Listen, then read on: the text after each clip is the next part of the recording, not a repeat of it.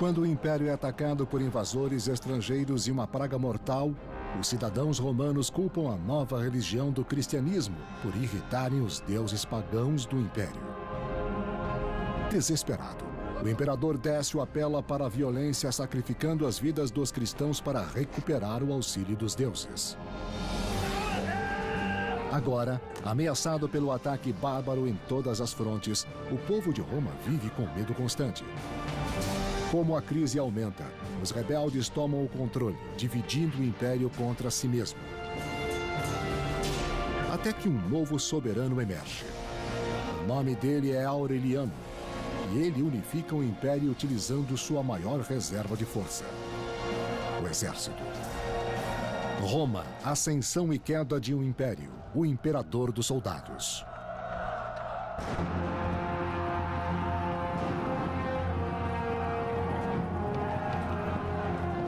Por volta da metade do século III, o Império Romano é imenso e conta à distância, com legiões isoladas para proteger cada extensa província.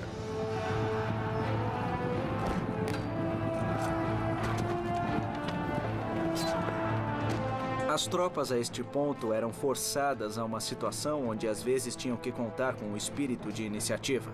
A superestrutura imperial estava muito distante delas. Os imperadores as fizeram para os conflitos de fronteira, muitas vezes depois que eles tinham deixado tudo fora de controle.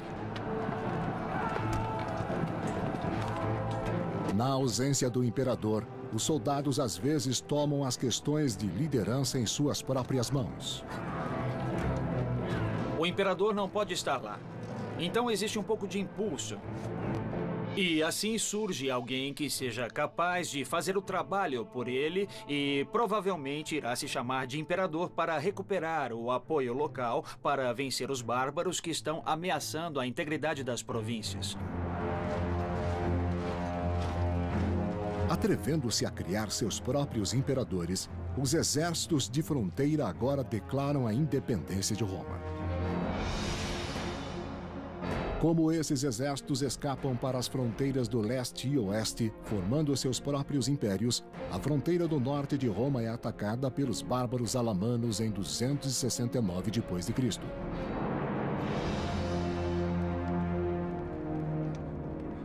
Em seu palácio em Roma, o verdadeiro imperador romano, Cláudio II, está perturbado pelo ataque bárbaro devastador em solo romano. As tropas inimigas vieram por aqui e nós estávamos acampados aqui deste outro lado. Os inimigos do outro lado dos Alpes fizeram mais do que invadir o Império Romano. Pela primeira vez num período de tempo extraordinário, eles na verdade cruzaram os Alpes, entrando na Itália. Cláudio busca o conselho de seu poderoso comandante de cavalaria Aureliano, um homem cuja disciplina militar é descrita pelo historiador do século II, Vopisco. Aureliano, em seus anos iniciais, tinha uma mente muito rápida e era famoso por sua força. Ele nunca deixou passar um dia sem praticar com a lança, o arco e a flecha e com outros armamentos. Acreditamos que se viermos por este outro lado aqui... As habilidades de Aureliano logo serão testadas, já que as notícias da fronteira não são as melhores. Refugiados desesperados do norte da Itália testemunham a devastação. Com esta invasão, o perigo de uma rebelião dentro do exército torna-se ainda maior. Tome todas as providências necessárias. Sim, senhor. Se um povo bárbaro ameaçava invadir, então o povo local poderia simplesmente proclamar imperador qualquer pessoa que fosse um comandante militar na região naquele momento. Visando evitar que a fronteira do norte fosse violada também, Cláudio deve agir rapidamente para deter as forças invasoras dos alamanos. Norte da Itália, 269 d.C. No acampamento dos alamanos, os bárbaros comemoram, deleitando-se com os ricos saques tirados facilmente de um império romano enfraquecido, incluindo as mulheres e crianças romanas que eles pretendiam usar como escravos. Nós temos inscrições que nos falam, que nos contam sobre festas dos atacantes que entraram na Itália e levaram muitos prisioneiros. Assim é bastante fácil, até certo ponto, para esses atacantes, pois eles estão se alimentando de um império que não está em seu apogeu desta vez. Os grupos de alamanos são liderados pelos poderosos caudilhos que asseguram a lealdade de seus guerreiros, recompensando-os com escravos de sangue romano. Mas a cobiça dos bárbaros não tem fim.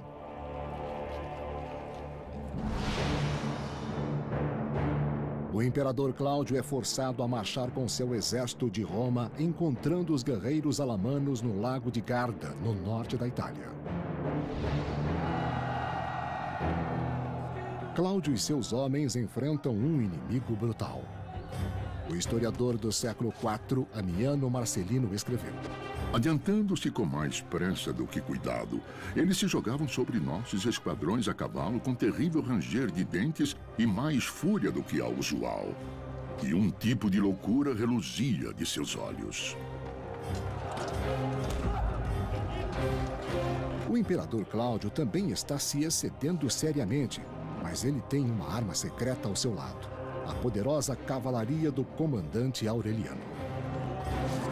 Ele era conhecido como Mano ad Farum, que quer dizer mão pronta para a espada, pronta para entrar em ação quando a ação é necessária. Honrando seu nome, Aureliano ajuda Cláudio a retirar à força os alamanos, matando metade e levando o resto de volta aos Alpes. E em um esforço para segurar melhor a Itália de futuros ataques bárbaros, o imperador Cláudio e Aureliano viajam para os Balcãs para aumentar a sua presença militar por lá. Mas ainda em campanha, o imperador Cláudio contrai a praga. O reinado de Cláudio foi curto. Ele governou de 268 a 270. E ele teve um sucesso militar significativo no ano 269. Pesadamente aconselhado na época e falado sobre isso depois. Mas este sucesso, a derrota dos alamanos, não é suficiente para restaurar o império. Como a vida do imperador Cláudio desaparece, está claro que esta tarefa deve recair ao seu confiável general, Aureliano. Balcãs, 270 d.C. Ele é declarado imperador por suas tropas. Aureliano os reembolsa sacrificando o deus dos soldados, o deus Sol Invicto, uma divindade emergindo como o deus da vitória dentro do exército. Fosse o que lhe desse a vitória ou que lhe trouxesse algum benefício, isso seria sonhar muito alto naquele momento. Um homem nascido pobre, Aureliano agora sobe à mais alta posição no império por causa de seu brilho militar, como muitos grandes generais antes dele. Você não pode ser um imperador civil na metade do século III. Você tem que liderar tropas em batalha. Sempre há um lugar onde você tem que ir e lutar. Aureliano irá precisar da lealdade dos soldados e da força do deus deles, conforme ele enfrenta um inimigo conhecido. Em 271 d.C., os sanguinários alamanos retornam, devastando o norte da Itália e indo até Piacenza. Aureliano e seu exército correm para o oeste para isolar os bárbaros, mandando na frente uma oferta de negociação.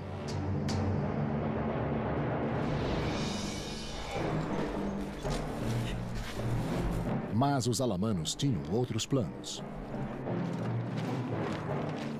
Ele convidou os bárbaros a se entregarem, mas aparentemente eles responderam que eram homens livres e queriam mostrar como os homens livres podiam lutar. Realmente, ao anoitecer, na região de Floresta, ao sul de Piacenza, eles emboscaram o exército romano, que acabou sofrendo grandes perdas. Na floresta, os soldados romanos não são páreo para os bárbaros.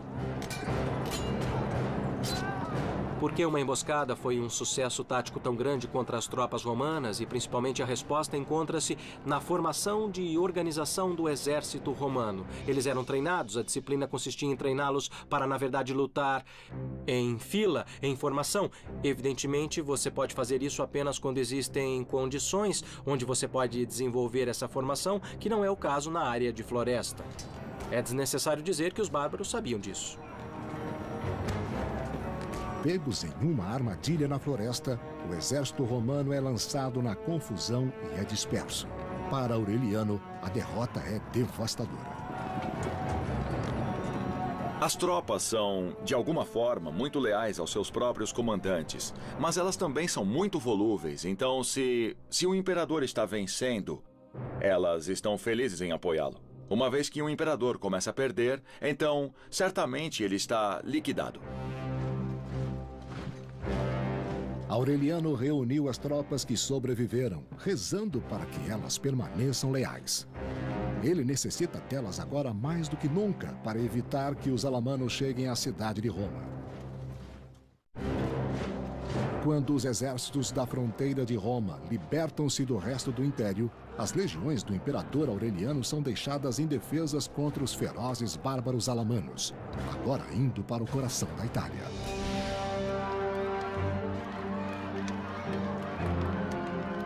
O terror toma conta do povo de Roma, conforme eles temem a chegada iminente dos bárbaros.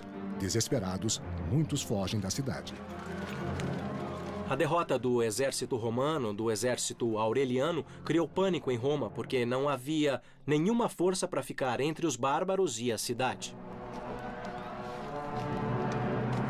Aqueles incapazes de fugir amotinaram-se nas ruas, enfurecidos pelo fracasso de Aureliano em manter os bárbaros fora da Itália.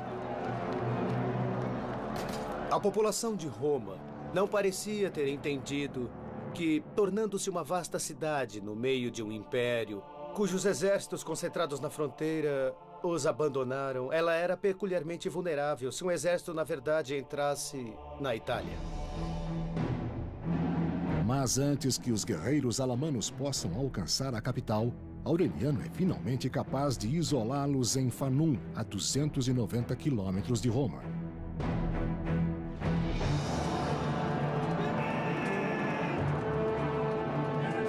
Após sua recente derrota, Aureliano deve reconquistar a lealdade de seu exército com nada menos do que a vitória absoluta. Os imperadores sempre confiaram no apoio do exército. E imperadores podem ter se apresentado como campeões da República. Mas, na verdade, a realidade fundamental dos poderes imperiais sempre dependeu do exército. Juntos, Aureliano e seus soldados ensinaram aos seus inimigos bárbaros uma lição de disciplina romana. Eles aprenderam agora que quando não houvesse uma oportunidade para o exército romano desenvolver uma formação, eles não tinham chances. Sufocados, muitos guerreiros bárbaros morreram na água no rio Metauro.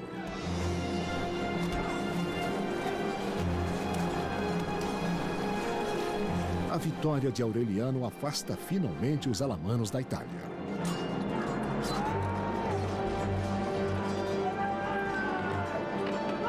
E recupera a confiança. Sem dúvida, o seu triunfo estimulou a moral em um momento em que ela havia sido bastante abalada.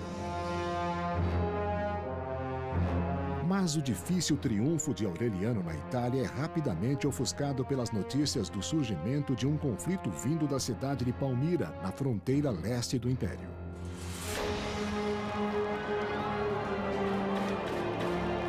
Por mais de 10 anos, começando bem antes do reinado de Aureliano, invasores estrangeiros atacaram fortemente as províncias do leste de Roma, incluindo Palmira, ameaçando atravessar a fronteira enfraquecida. E esse fluxo em andamento de populações, algumas delas eram altamente militarizadas e usavam táticas bastante diferentes das que os romanos usavam, causaram problemas muito profundos nas províncias do leste.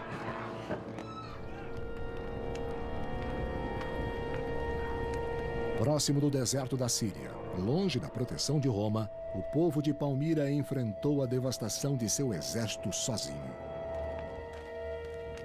Esses oponentes também estão tirando vantagem da ausência do imperador para assumir o controle, para reduzir as fronteiras, o que eles fazem com sucesso, e também para extorquir pagamentos dos romanos.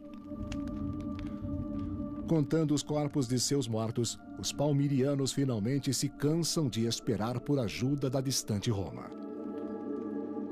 Essas pessoas dessas diversas áreas que são ameaçadas pela invasão desejam ser mais bem protegidas. Assim, pedem ajuda aos defensores locais para desempenhar o papel que os imperadores pareciam incapazes, porque os imperadores não podiam estar em todos os lugares. Em um ato descarado de revolta, o exército palmiriano cuidou do assunto com suas próprias mãos.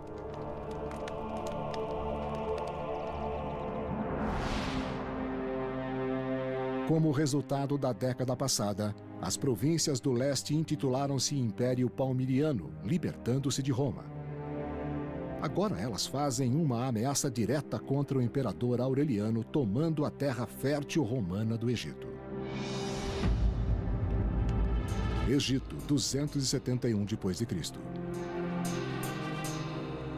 Os ricos celeiros egípcios são agora controlados pela rainha palmiriana. Seu nome é Zenóbia. Estamos fascinados por essa figura de uma mulher do leste manejando tanto controle, talvez um tipo de Cleópatra moderna. E, incidentalmente, eu quero dizer, ela tentou se associar a Cleópatra. Quando eles tomaram o Egito, ela buscou como que estabelecer uma conexão, visando reconciliar os egípcios ao seu governo. Com o Egito em suas mãos, Zenóbia se aquece em seu poder, ordenando aos celeiros que interrompam os carregamentos de grãos para Roma, impedindo a chegada de uma das principais fontes de comida do Império. A Itália era, é claro, o coração afetivo do Império. Foi onde o Império começou. Mas a África e o Egito tinham sido por muito tempo a cesta de pão do Império. Era onde a riqueza agrícola estava toda concentrada. A rainha Zenóbia, com seu leal general Zábidas ao seu lado, agora tendo o Império refém por causa dos grãos, manda uma mensagem clara para Roma, que os palmirianos não são mais impotentes. Roma, 271 d.C. O jogo de poder de Zenóbia abala profundamente.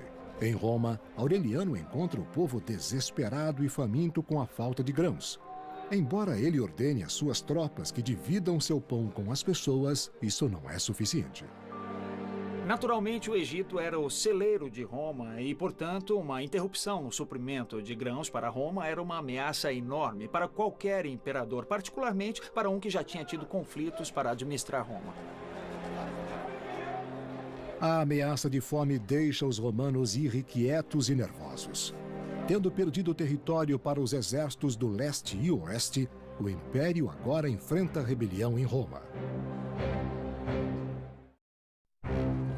Tendo aliviado Roma da ameaça dos bárbaros alamanos, o imperador Aureliano enfrenta uma nova crise quando a usurpadora palmiriana, a rainha Zenóbia, interrompe os carregamentos de grãos egípcios para Roma, ameaçando a cidade com a fome. Roma, 271 d.C. Logo, os romanos se voltam contra o imperador Aureliano. A propósito, a violência que esta rebelião fez surgir estava a um nível não visto desde os tempos republicanos. Aureliano não teve escolha a não ser soltar seus próprios guerreiros selvagens contra os rebeldes. Você está lutando em Roma. Você sabe, esta é a guerra civil e isso é algo que os romanos também temem, porque sabiam quão divergente e quão devastador isso poderia ser. Não acostumados a lutar dentro de uma cidade, os soldados de Aureliano lutam em campo de batalha aberto. O exército romano, mais uma vez, mostra suas fraquezas, onde a formação em fila não pode ser mantida. A guerra real, ou a luta em si, teria sido em um contexto urbano. E, é claro, para os soldados romanos envolvidos na destruição de Aureliano, e isso deve ter sido altamente incomum. Batalhas antigas não eram batalhas tipicamente urbanas, luta rua por rua, e é nisso que seus soldados treinados teriam maior dificuldade. Mas, no fim, Aureliano acaba com a revolta. O historiador do século IV, Eutrópio, escreveu: Aureliano os reprimiu com a máxima severidade. Ele condenou à morte muitos nobres. Ele foi de fato cruel e sanguinário. E às vezes isso é necessário para um imperador ao invés da bondade. Aureliano executa os líderes rebeldes, lembrando ao povo de Roma que ele é quem os governa.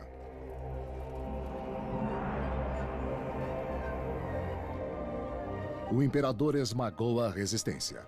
Ele agora reconstrói os muros da cidade contra as forças externas. Roma será forte e segura em suas mãos. Tome todas as providências necessárias. Como resultado da crise militar no norte da Itália no início de seu reinado, o imperador Aureliano determina que a cidade de Roma deveria ser equipada com novos conjuntos de muros. Esse foi o primeiro realmente significante novo conjunto de muros construídos pela cidade de Roma desde quase 1000 anos antes.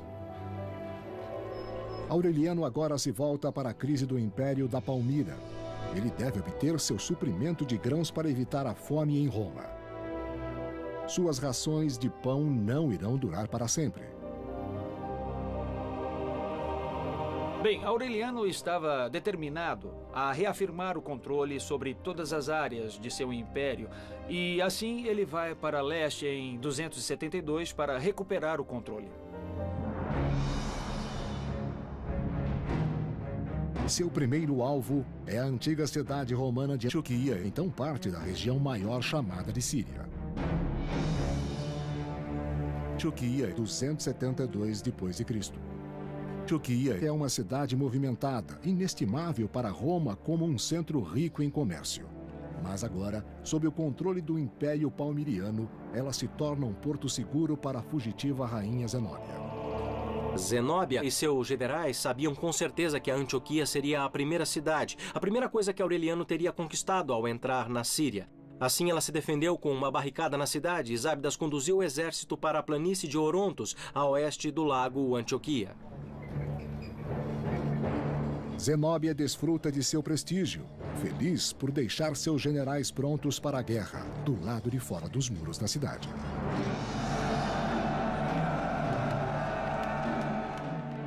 O general Zábidas da rainha Zenóbia encontra o exército de Aureliano em batalha.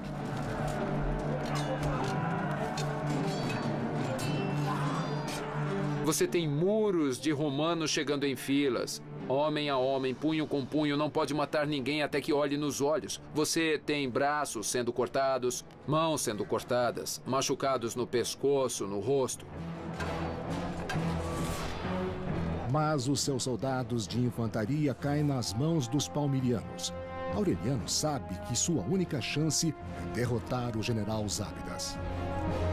E durante a batalha, Aureliano instruiu sua altamente disciplinada cavalaria leve para realizar o que depois veio a ser conhecido como a estratagema de retirada fictícia.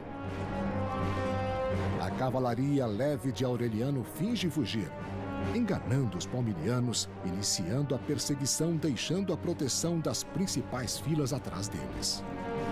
Num certo ponto, a cavalaria voltava e cortava-os em pedaços. Em qualquer caso, de fato, a cavalaria pesada palmiriana estaria destruída e a estrada para Antioquia estaria aberta. O general Zábidas ordena que as tropas palmirianas sobreviventes se retirem. Zenóbia e seus generais retornam em direção a Palmira. Aureliano inicia a perseguição, determinado a pegar a rainha antes que ela alcance a sua cidade natal.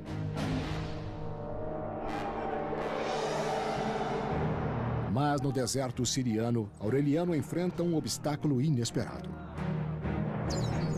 Temos que lembrar que é verão. É quente no deserto.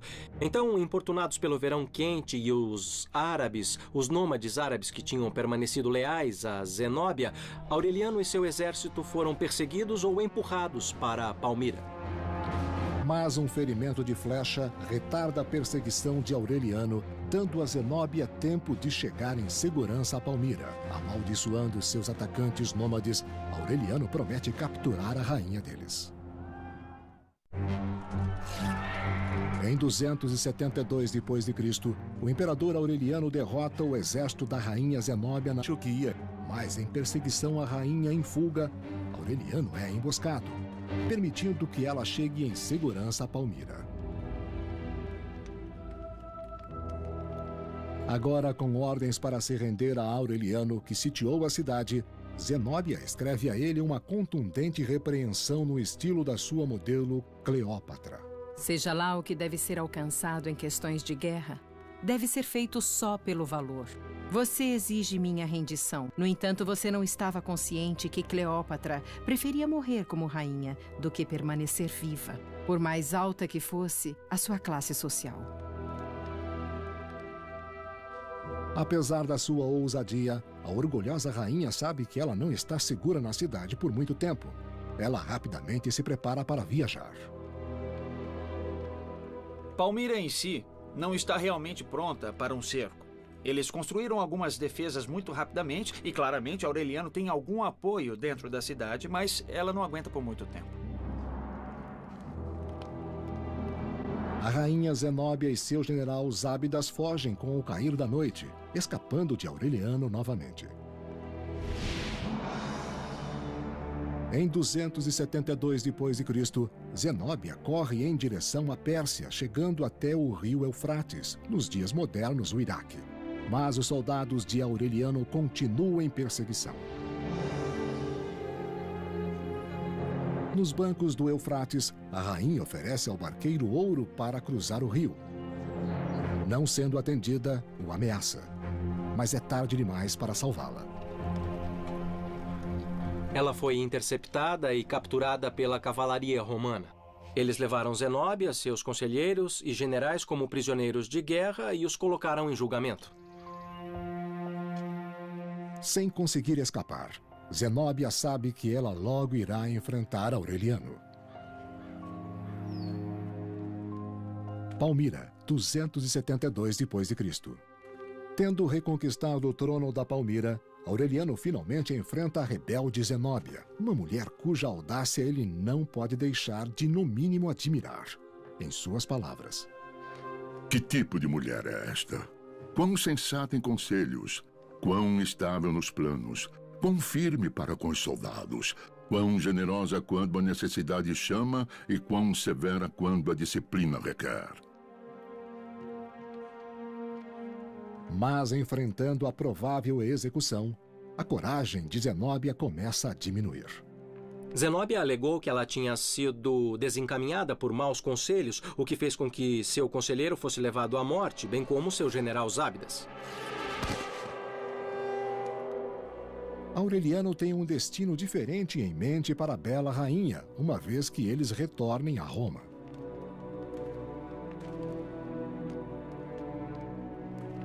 Mas antes de deixar Palmira, Aureliano visita um templo onde ele irá pagar tributo a apenas um deus. Deus dos soldados, o Sol Invicto, que assegurou sua vitória em solo estrangeiro. Ele claramente tinha em mente uma aliança entre ele e o deus Sol, que foi o responsável por seus êxitos na Palmira. Ele mesmo apresentou suas moedas como termos de uma associação do imperador com o deus Sol Invicto.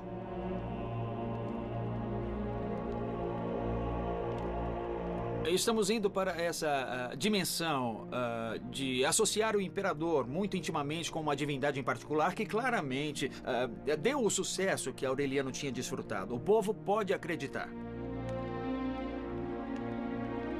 Na paz do Templo do Leste, ele vê que este é um deus para a unidade de Roma. Ele parece ter participado de uma crescente tendência em direção ao universalismo, tanto na religião como no controle político romano. Oferecendo seu próprio sangue em sacrifício, Aureliano promete ao seu Deus uma nação de adoradores. Roma, 273 d.C.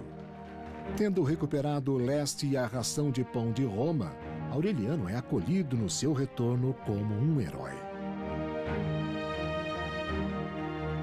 Pode ter sido assinalado para os romanos um fim para o que tinha sido quase meio século de sequências de catástrofes militares, seguidas por recuperação, seguida por catástrofe, seguida por recuperação ilusória de novo. Aureliano tem um outro objetivo em Roma. ele irá usar as riquezas tiradas do leste para afirmar o Deus do soldado, Sol invicto, como a única divindade do Império. O trabalho logo inicia, na construção de um novo templo. Ele, na verdade, estabelece um novo culto, o equivalente à religião oficial do Estado em Roma. Ele constrói um templo magnífico para Sol em Roma, que ele mobiliou com saques de Palmira. Mas a religião deve esperar por enquanto. Aureliano tem mais batalhas para lutar antes que o Império esteja completamente recuperado. Ao norte, os territórios romanos da Gália e Britânia estavam sujeitos a governos ilegais de um exército romano rebelde, que chama sua dominação de Império Gaulês.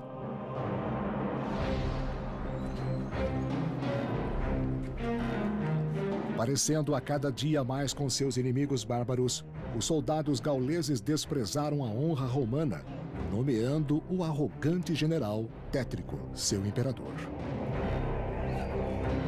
Você tem exércitos surgindo de todos os lugares proclamando seus generais imperadores e então eles têm de lutar e seja lá quem vença é aquele que termina sendo o imperador no final.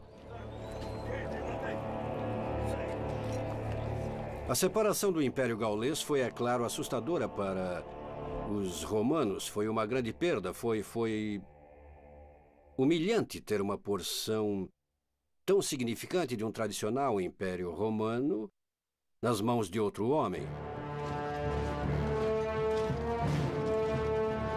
O imperador Aureliano rapidamente move-se para recuperar as terras gaulesas e reestabelecer ao império sua glória anterior.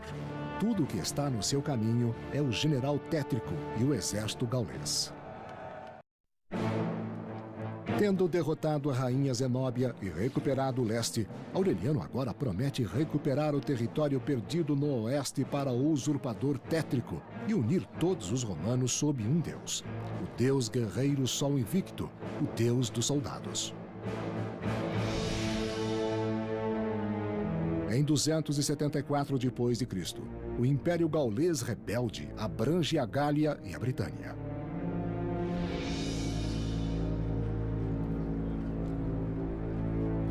Lá, o imperador general Tétrico e seu exército se tornam iguais a seus inimigos bárbaros. Indisciplinados, eles se alegram em atormentar seus prisioneiros. O trabalho do soldado imperador era tremendamente perigoso porque ele estava no poder só porque era proclamado por suas tropas. Mas é uma coisa muito difícil, uma vez no poder, conseguir mantê-lo. Porque você tem que evitar conflitos internos com outros generais em potencial que veem a si mesmos como possíveis imperadores. Tétrico não pode demonstrar qualquer fraqueza para com suas tropas. Mas, na privacidade de seu palácio, Tétrico consulta seus conselheiros, tentando determinar onde seu próximo rival vai surgir.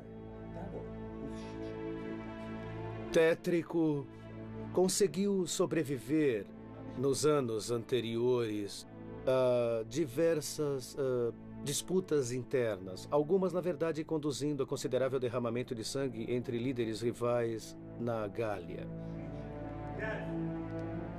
Ele planeja algum dia deixar o reinado para seu filho, estabelecendo uma dinastia em seu próprio nome. Mas relatórios de um novo desafiante agora ameaçam destruir este sonho.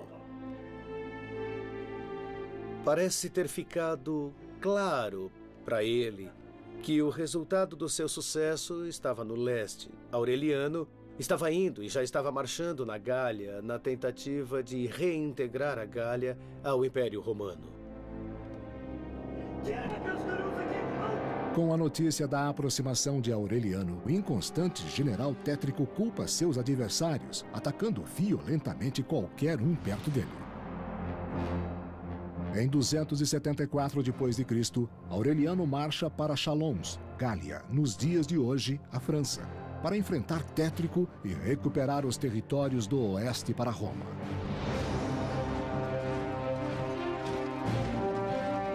Aureliano e seus homens encontram o general Tétrico nas florestas de Chalons, onde a luta é agressiva. O exército de Aureliano provavelmente tinha mais cavalaria do que os exércitos imperiais tradicionais tinham tido até agora. Assim, para o exército de Tétrico, havia ainda legiões importantes ao longo do reino guardando essas áreas. Teria sido uma batalha entre forças. Forças muito similares, com um armamento similar à disposição deles e, portanto, o mais sangrento e mais devastador de todos os exércitos envolvidos. O exército do general Tétrico agora carrega a maior parte da vingança de Aureliano. Tendo se atrevido a nomear um outro homem como seu imperador, são eles que permanecem a maior ameaça. Parte da crise do século III é a importância que o exército exerce na escolha de um imperador. Isso é algo que é relativamente novo no mundo romano e é um resultado decorrente da guerra constante. Ele se torna mais poderoso, se torna mais capaz de escolher imperadores e se torna mais capaz de impor suas próprias escolhas de imperadores em Roma. Aureliano não pode permitir esta ofensa ao seu poder. Como o exército do general Tétrico falha, Aureliano ordena que suas tropas o matem, sem mostrar perdão.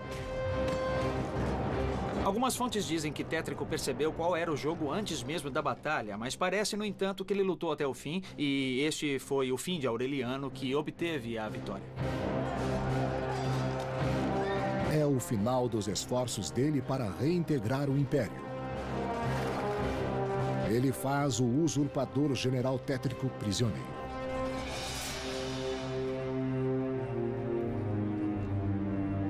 E como agiu com a rainha Zenóbia de Palmira, o imperador Aureliano também poupa a vida do general Tétrico. E para Tétrico também.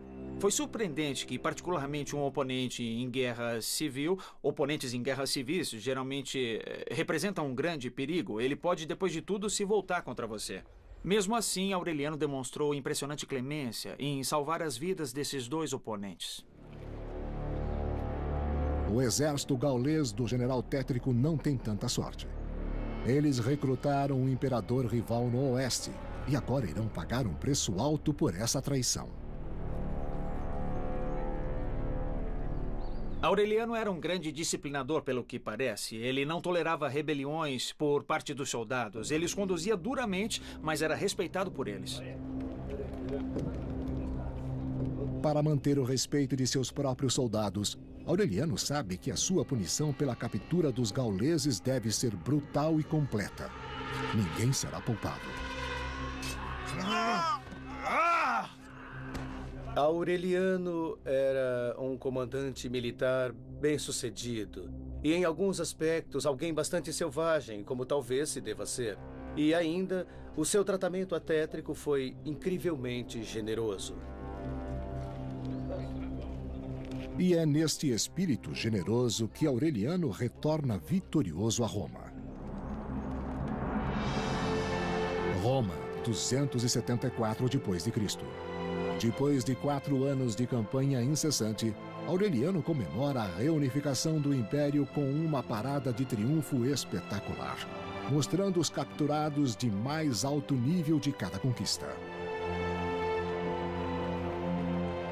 Há todo tipo de tradições que vai com essa cerimônia que marca como distinta e de alguma forma bárbara e impressionante.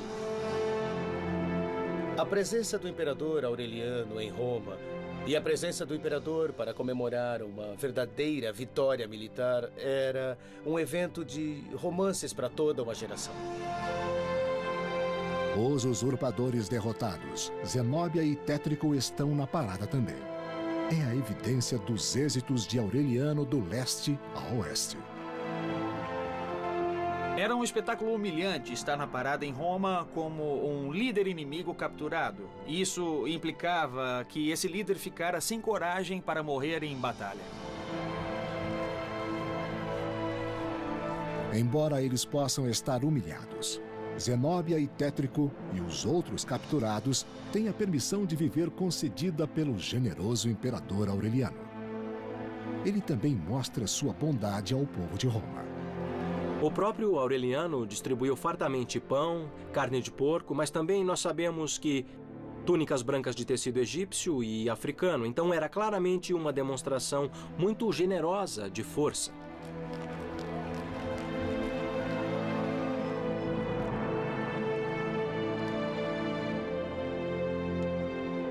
Agradecido por seu triunfo, Aureliano consagra o templo que ele construiu para o deus dos soldados, Sol Invicto, cujo poder e favor ele acredita o tornaram invencível.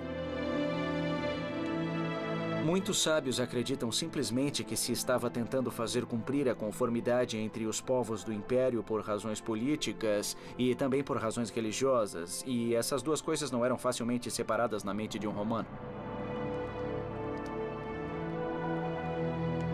Aureliano decreta que este dia, 25 de dezembro, será comemorado todos os anos como o nascimento do deus Sol Invicto. Imperadores posteriores, também buscando unir Roma com a religião, irão adotar esta data para o nascimento de Jesus Cristo. Até mesmo agora, mais de 1700 anos depois, este dia de feriado pagão é comemorado como o Natal em todo o mundo. Durante todo o Império, no século III, há claramente um movimento em direção ao monoteísmo, em direção a cultos diferentes que acreditam em um único Deus, e em algumas vezes em um único Deus reparador.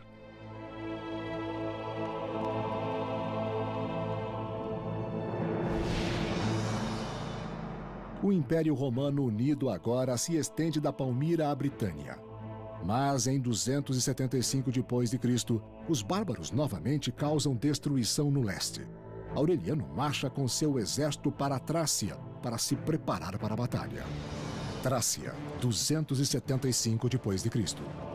Aureliano era uma figura fascinante. Ele era um indivíduo muito energético e dinâmico. Se você pensar em todos os lugares nos quais ele fez campanha em sua vida, ele deve ter tido uma energia tremenda. E é esta energia que dá a ele a lealdade de suas tropas. Aureliano é muito bem sucedido como líder militar. Ele conhece suas tropas, ele trabalha muito eficazmente com elas. Tenho certeza de que ele os recompensa regularmente. Ele pode, eu acho, contar com um significante apoio contínuo de seus soldados. Eles confiam nele. Você sabe que eles o veem como seu líder. Tendo trazido a esses soldados a glória e honra de uma vitória inimaginável, Aureliano nunca suspeitou da traição que se inflamava entre suas fileiras.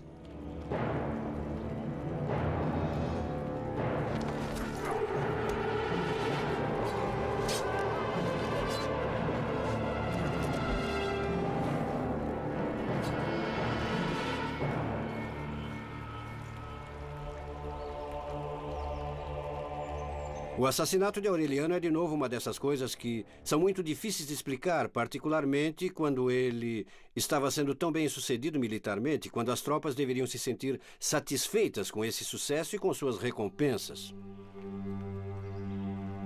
Seus atos traiçoeiros abalam e deixam o Império em choque. Até onde sabemos, a notícia de que o imperador foi morto foi recebida com incredulidade e muita tristeza. Ele foi enterrado com grande pompa em uma magnífica tumba no exato lugar onde ele foi assassinado. Roma chora a perda de um grande imperador, um que salvou o império do colapso certo.